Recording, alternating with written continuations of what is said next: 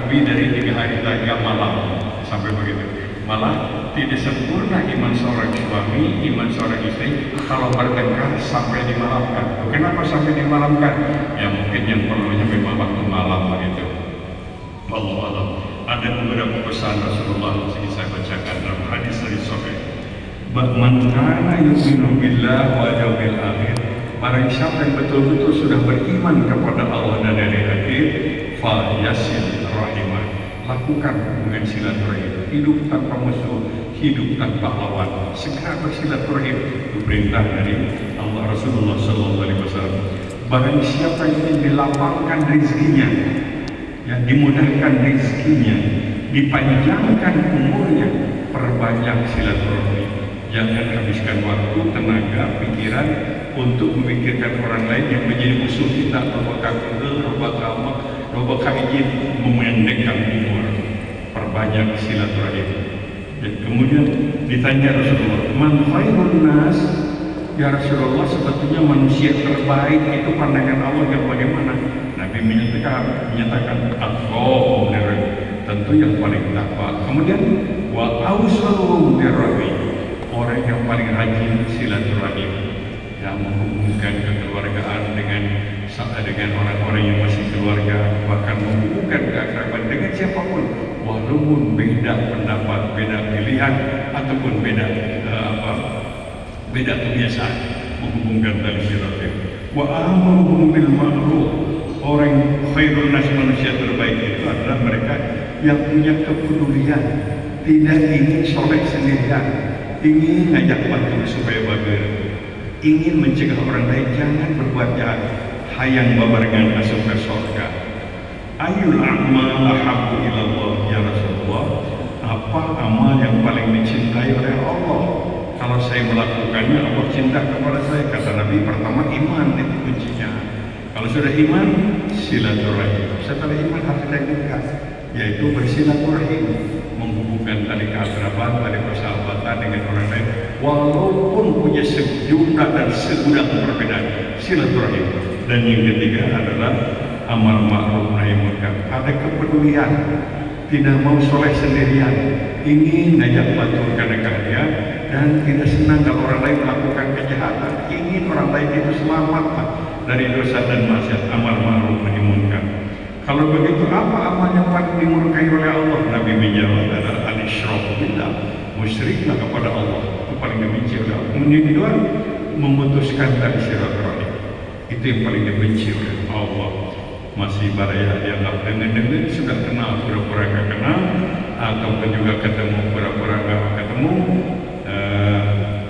memutuskan tali silaturahim. Dan yang ketiga, amar munkar nahi ma'ruf, yaitu ngajak batur karena kejahatan, menghalang-halangi orang lain dari kebaikan, jadi sponsor dosa, dan kemudian mempersulit amal kebaikan, amar munkar nahi ma'ruf, itu yang paling dimurkai oleh Allah Subhanahu wa taala. Beliau bersabda, innas sadaqah wa silaturahim, kebiasaan bersedekah dan silaturahim itu pertama bisa memanjangkan umur.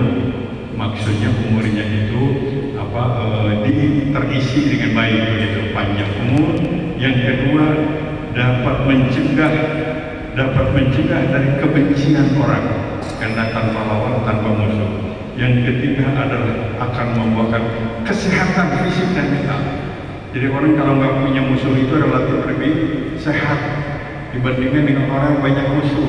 Ya, amuk terus, liar terus, kehel terus, izin terus, malsiun terus. Kenapa? Banyak musuh. Beda dengan orang yang tidak punya musuh, nyaman aja. Lihat orang lain mengetawakan ayam seri, berambis budi, enak begitu. Nah, mari kita bangun hidup adalah selain kebiasaan berbagi. Yang kedua adalah bersilaturahim, hidup tanpa lawan, hidup tanpa musuh. Hilangkan kebencian kepada orang lain, tapi tanamkan rasa cinta, senang dan simpati kepada orang lain. Asra'ul khair thawaban, kata Nabi, perbuatan baik yang paling cepat pahalanya, paling kontan pada Allah diberikan pahala balasannya adalah satu, albirru, selalu berbuat baik kepada orang lain, akan cepat itu hasilnya. Yang kedua, silaturahim, membangun keakraban, membangun persahabatan, membangun terasa hasilnya paling tidak, yaitu hilang perasaan-perasaan kegel, ambek, ijik yang potensi-potensi untuk melahirkan apa yang disebut psikosomatik. Jadi banyak orang yang sakit bukan karena ketularan penyakit, tapi karena penyakit batin. Robaka kegel, robaka ambek, robaka ijik, goreng sangka, sombong, takabur, hayang kapuji, penyakit ini. Nah, karena Nabi menyatakan al-birru berbuat baik dan wasilaturahim. Wa asra'u syarri, perbuatan jahat paling cepat itu dampaknya, akibatnya, azabnya. Satu, azul, orang yang zalim. Orang yang zalim itu nggak pernah tenang. Pasti sebagai manusia ada pikiran lah. Jangan-jangan ketahuan orang, jangan-jangan saya dibalas, jangan-jangan saya nanti dizalimi juga. Perbuatan waqti'aturahim, amal yang paling cepat tegurannya, hukuman akibatnya, resikonya adalah memutuskan tali silaturahim. Hidup banyak musuh, hidup banyak lawan, hidup loba kegel kebatur, banyak stres. Ini resep dari Rasulullah SAW, dipraktekkan oleh beliau sendiri. Laisal wasil bil mukafi, hati-hati kata Nabi. Yang dimaksud silaturahim itu tidak cukup kamu menghubungkan tali persaudaraan dengan orang yang memiliki semangat persaudaraan dengan kamu. Tapi silaturahim sungguh-sungguh itu kalau kamu juga siap bersilaturahim dengan orang yang memusuhi kamu, orang membenci kamu, kamu gak ikut benci, tapi justru ingin melakukan perbaikan. Nah, ini silaturahim yang sungguh-sungguh. Beliau berpesan begini, la takunu imma, hati-hati, jangan kalian menjadi pendendam. Jangan kalian menjadi pendendam. Takun, kalian berkata, in ahsanan nas ahsanna. Kalau orang lain berbuat baik, ya saya juga berbuat baik. Kalau dia berbuat jahat, apa boleh buat? Memangnya kalau bisa? Kata Nabi, jangan menjadi pendendam. Kalau hidup ingin tenang, hidup ingin mendapat ridho Allah, hidup ingin mendapatkan surga, jangan menjadi pendendam. Saat tadi, kamu berkata, orang lain berbuat baik, insya Allah saya bisa berbuat lebih baik. Orang lain berbuat jahat, saya serahkan kepada Allah Subhanahu Wa Taala. Kalau bisa, saya memperbaikinya. Kalau tidak bisa, saya doakan supaya dia menjadi orang baik. Salasun man kunna fihi hasabahullahu hisaban yasira wa dakhalahu jannata bi rahmatih. Ada 3 perbuatan nanti akan melahirkan sebuah proses hisab, ya kan? Proses hisab yang ringan, hisabnya yang ringan, tidak berbelit-belit, tidak sulit, tidak ngari-ngari.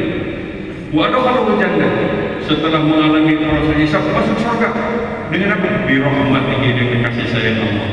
Oh, para sahabat mereka, ya Rasulullah, apa itu amalnya yang menyebabkan kami ini dihisab ringan, kami mendapatkan kemudahan untuk masuk surga? Nabi menyatakan, tukti man haram, biasakan membantu orang lain yang tidak pernah mau membantu kepada kamu. Biasakan menolong orang lain yang tidak pernah mau menolong kamu. Biasakan berehan kabatur ankoret keberang. Nah, ini baru kamu mendapatkan surga dengan nama Allah. Tukti man abatasil man pada, hubungkan tali keakraban, persaudaraan dengan orang-orang yang memusuhi kamu, membenci kamu, memutuskan tali persaudaraan dengan kamu. Kamu berbahasa kita tong sarwana, batur jahat ke orang, tong pakai jadi penjahat, batur jelek kepada kita. Kenapa kamu mesti menjadi jelek? Mestinya sebaliknya, kami tidak bisa merubah, paling tidak tong sarwana, berikan yang terbaik kepada setiap orang. Walaupun dia tidak memberikan yang terbaik kepada kita, kita tidak beri, malah kita beruntung mendapat pahala dari Allah Subhanahu Wa Taala. Tukti man haram, sekali lagi sabda Nabi, berikan, tolonglah, berikan sesuatu kepada orang lain yang tidak pernah memberi kepadamu. Yang kedua, watasil manfaat, usahakan hubungkan tali duluran, tali persaudaraan dengan orang yang memusuhi kamu. Hidup tanpa musuh. Watafu aman dalam, dan kamu harus siap memaafkan orang lain yang berbuat zalim kepada kamu. Ya Rasulullah, akhbirni bi fawadil amal. Tolong ya Rasul, ajarkan kepada kami, beritahu kami amal-amal yang paling utama Apa sabda Nabi? Amal yang paling utama, yang dicintai oleh Allah, yang mendapatkan penghargaan tinggi dari Allah, silman tetap. Hubungkan tali persaudaraan dengan orang yang memusuhi kamu, kaum sarwana. Jiwa besar, hubungkan tali persaudaraan. Sudah berusaha dia tidak mau bersaudara, bukan urusan kita, doakan sing jadinya berbagai. Wakti man harma, biasakan kamu memberi kepada orang yang tidak pernah mau memberi kamu. Ya, kalau memberi kepada orang yang banyak memberi kepada kita, itu balas jasa, biar aku gitu aja. Tapi orang yang berjiwa besar akan mendapatkan amal yang afdol, itu adalah siap memberi kepada orang yang korek tidak mau memberi kepada kita. Wa'fu amman dzalama, kamu juga harus siap memaafkan orang lain yang justru orang lain itu berbuat zalim kepadamu. Apa yang disampaikan Rasulullah SAW ini bukan hanya hiasan kata-kata untuk keindahan, tidak dipraktekkan oleh Rasulullah. Bayangkan beliau membawa sahabat-sahabat yang miskin yang tersiksa di Mekah ke Taif. Ya, Taif 70 km lah dari kota Mekah, jauh kalau dari waktu bencana begitu. Datang di sana beliau disambut dengan lemparan batu banyak, sampai beliau jatuh berlumuran darah dalam suasana seperti itu. Justru meluncur doa seorang pemimpin yang luar biasa ini, agak sulit saya bandingkannya. Beliau menyatakan, ya Allah, jangan kau turunkan azab dan siksa kepada orang-orang yang melempari aku. Mereka bukan penjahat, Tuhan, kau maaf, bukan penjahat. Mereka belum tahu bahwa saya ini Rasulmu. Berilah mereka hidayah petunjukmu supaya mereka itu menjadi saudara-saudara dan sahabatmu. Doa Rasulullah yang ikhlas ketika diberi ini secara spektakuler mengejutkan. 10 Hijriah orang Taif hampir 100%, 1000 orang lebih menyatakan diri masuk Islam. Nah, ini yang dinyatakan oleh Nabi, ittaqu da'watal mazlum. Hati-hati doa orang yang dizalimi. Orang yang dizalimi itu kalau berdoa kepada Allah tidak ada penghalang, langsung dikabulkan. Jangan coba-coba menzalimi oleh orang lain. Kalau dia berdoa untuk kamu, didengar oleh Allah Subhanahu wa Ta'ala. Dipraktekkan Rasul mendoakan orang yang zalim justru menjadi orang yang soleh, menjadi pejuang. Hadis menyebutkan walaupun ini kemudian debatable di antara ahli hadis soleh atau tidak soleh, tapi esensinya baik. Ketika sujud baiklah, disiram oleh darah unta.